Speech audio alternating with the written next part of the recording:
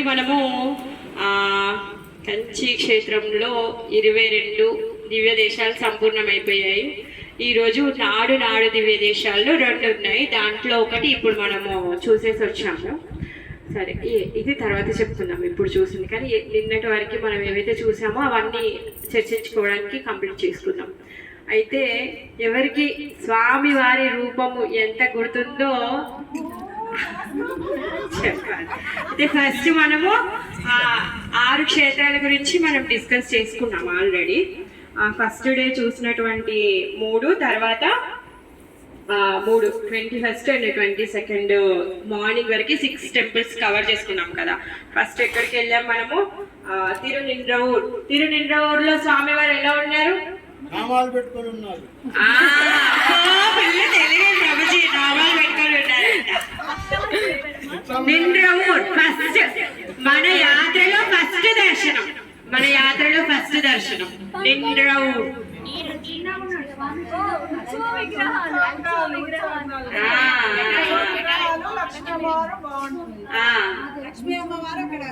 నింద్రవూర్ అంటే ఉన్న స్థలం, లక్ష్మీదేవి అక్కడ కొలువు ఉన్నటువంటి స్థలం. ఉత్సవ విగ్రహాలు ఉన్నాయి, బాగా మంచి నగలేసుకొని అందంగా తయారై ఉన్నారు. నింద్రవూర్ గుర్తుకొచ్చింది అందరికి? గుర్తుకొచ్చింది కదా నింద్రవూర్? ఓకే, ఇప్పుడు ఆ లక్ష్మీ అమ్మవారు మీకోసం ఆశీస్సులు పంపిస్తున్నారు. తర్వాత తిరువల్లూర్ సెకండ్ దర్శనం చెప్పండి మధ్య. వీర రాఘవ పెరుమాళ్. ఇంకా ఇంకా ఇంకా అక్కడ ఏం చూశారు? వీర రాఘవ పెరుమాళ్ ఎలా ఉన్నారు? ప్రభు నామం కాకుండా ఇంకెలా ఉన్నారు చెప్పండి?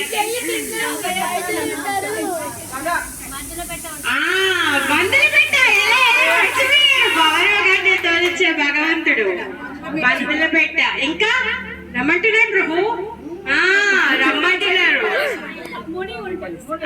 ముని పేరు ఏం పేరు? చెప్పండి. ముని పేరు శాలివాహన ముని. అయిపోయిందా? పెరుమాళ్ గుర్తుకొచ్చారా? చాలా పెద్ద విగ్రహం. కుడి చేయి కింద శాలివాహన ముని ఉన్నారు, ఎడమ చేయితో మనందరినీ రమ్మంటున్నారు.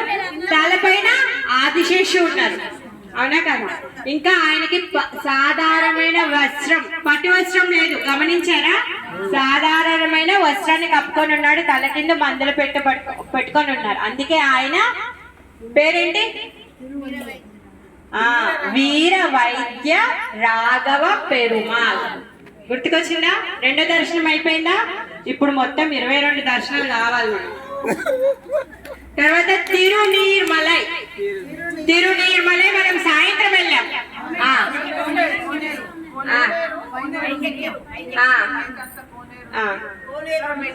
పైకి ఎక్కాం. పైన నించొని కూర్చొని నడిచే రూపము, కింద నించునే రూపం రాముడు.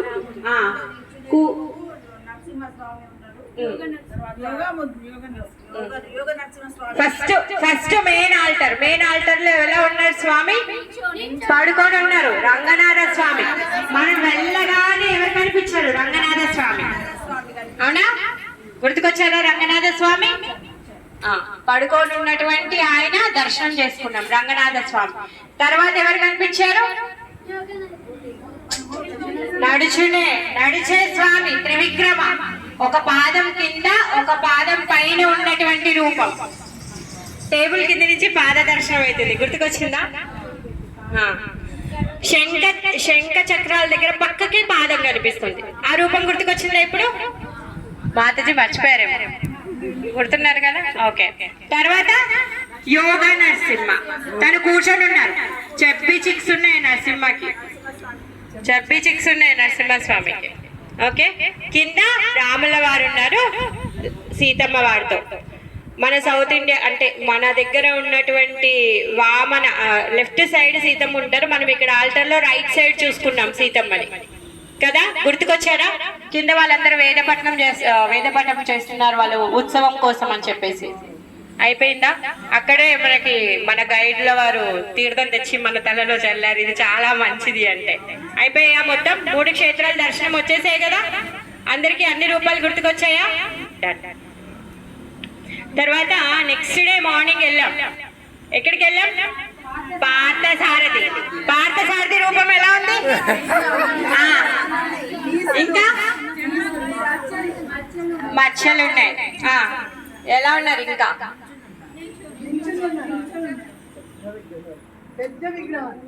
ఇంకా ఇంకా పెద్ద విగ్రహం, ఇంకా పార్థసారథి ఎవరన్నారు? ఆయన చేతిలో ఏముంది? శంఖం మాత్రమే ఉంది. పార్థసారథి చేతిలో శంఖం మాత్రమే ఉంది. ఇంకొక చెయ్యి వరదహస్తం. వరదహస్తం. పెద్ద అమ్మవారు ఎవరున్నారు పక్కకి? రుక్మిణీదేవి. అటు సైడు సాత్యకి. సాత్యకి తర్వాత బలరామ ఉన్నారు. పార్థసారథి దర్శనం గుర్తుకొచ్చిందా? వేడి వేడి పొంగల్ తిన్నాం. అయిపోయిందా పార్థసారథి దర్శనం? ఓకే. తర్వాత తిరువిని నిండై నిత్య కళ్యాణ పెరుమాల్. నిత్య కళ్యాణ పెరుమాల్ ఎలా ఉన్నారు? మూల విరాట్ ఎలా ఉన్నారు? మూల విరాట్ ఎలా ఉన్నారు? మూల విరాట్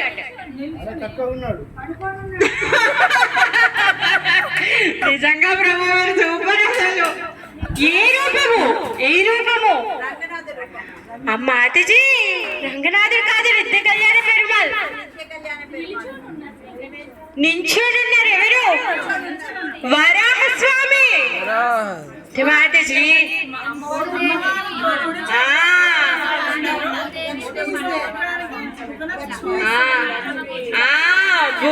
భూదేవి. అయ్యో, భూదేవిని ఇంచక్క ఇలా తల తిప్పి చూస్తున్నారు ఆయన. ఒక కాలుతో ఒక చెయ్యి పట్టుకొని ఉన్నాడు. గుర్తుకొచ్చారా స్వామి? ఒక చెయ్యితో ఆమె నడుము మీద చెయ్యేశారు, ఒక చెయ్యితో కాలు పట్టుకొని ఉన్నారు. శంఖ చక్రాలు ఉన్నాయి, చతుర్భుజ. గుర్తుకొచ్చారా?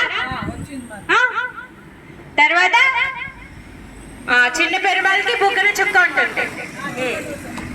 గుర్తుకొచ్చిందా? నిత్య కళ్యాణ పెరుమాళ్. తర్వాత కడల్మలై. ఇక్కడ ఎవరున్నారు?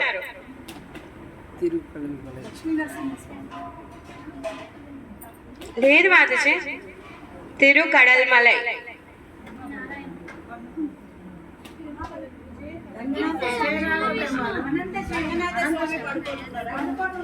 కడల్మలై పడుకొని ఉన్నాడు, భూమి మీద పడుకొని ఉన్నాడు. శయన పెరుమాల్, స్థల శయన పెరుమాల్. ఏమీ లేదు, భక్తుడి కోసంగానే వచ్చేసాడు. పూలు, ఆయన అలంకార ప్రియుడు.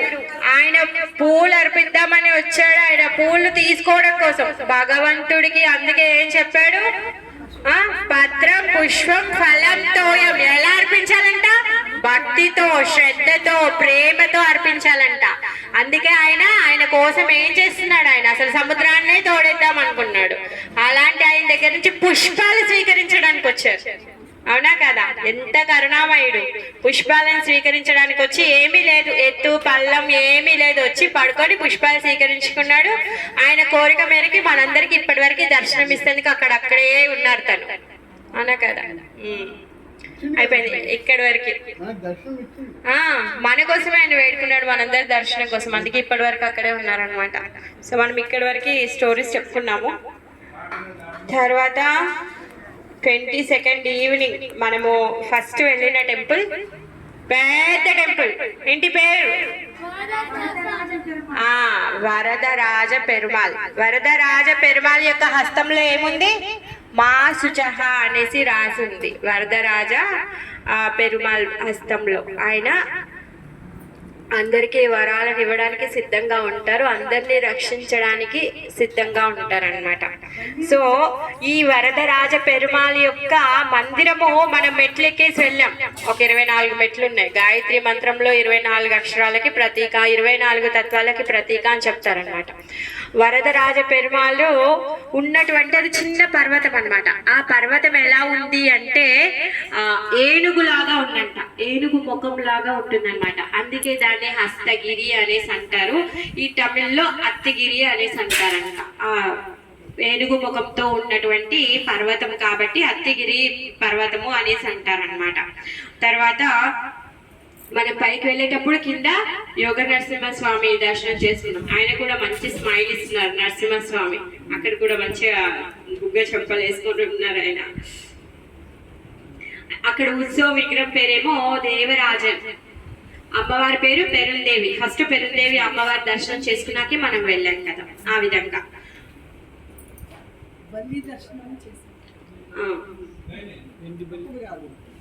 అవును, అక్కడే చూసిన తర్వాత నరసింహస్వామి దర్శనం చేసుకున్నాక అప్పుడు వరదరాజ స్వామి చేసుకొని వరదరాజ స్వామి అయిన తర్వాత అప్పుడు బంగారు బల్లి వెండి బల్లి చేసాం. అయితే ఈ మందిరం చాలా పురాతనమైంది. ఇది త్రేతాయుగం, తర్వాత సత్యయుగం, ద్వాపర యుగం, కలియుగం, ఈ 4 యుగాల్లో పూజ అందుకుంటూనే ఉన్నారనమాట అక్కడ. మరి త్రేతాయుగంలో గజేంద్రుడు పూజ చేశారంట, తర్వాత ద్వాపర యుగంలో బృహస్పతి పూజ చేశారంట, కలియుగంలోనేమో బ్రహ్మదేవుడు పూజ చేశారంట అక్కడ.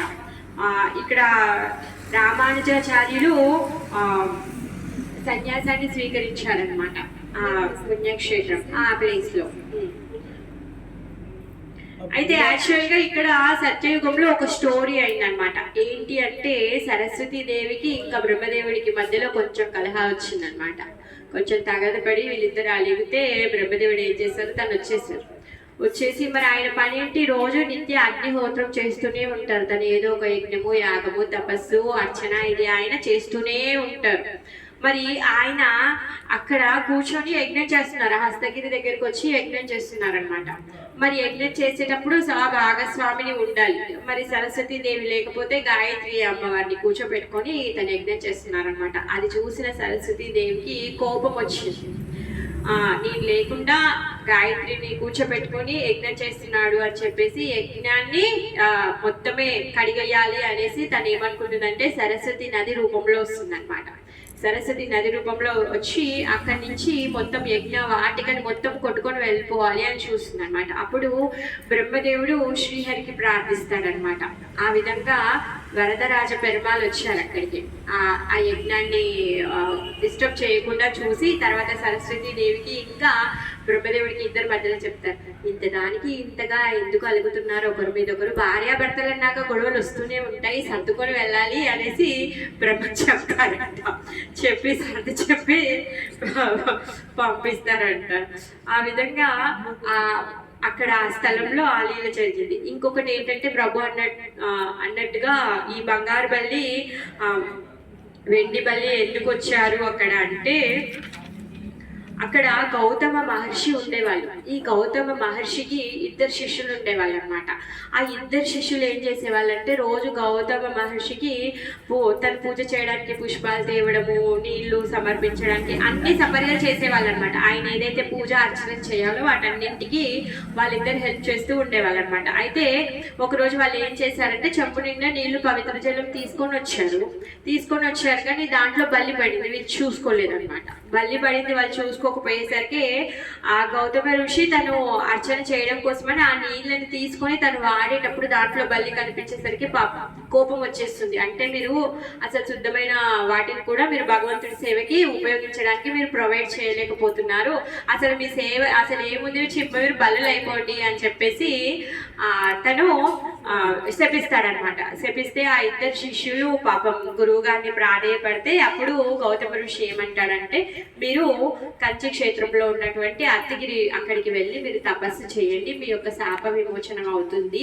అక్కడ వరదరాజ పెరుమాళ్ వారు ఉన్నారు, ఆయన యొక్క కృప మీకు లభిస్తుంది అనేసి చెప్తారనమాట. వస్తారు అని చెప్తారనమాట. యాక్చువల్గా అక్కడ ఉంటుంది క్షేత్రం, ఎందుకంటే ఇది నిత్యంగా ఉంది క్షేత్రం.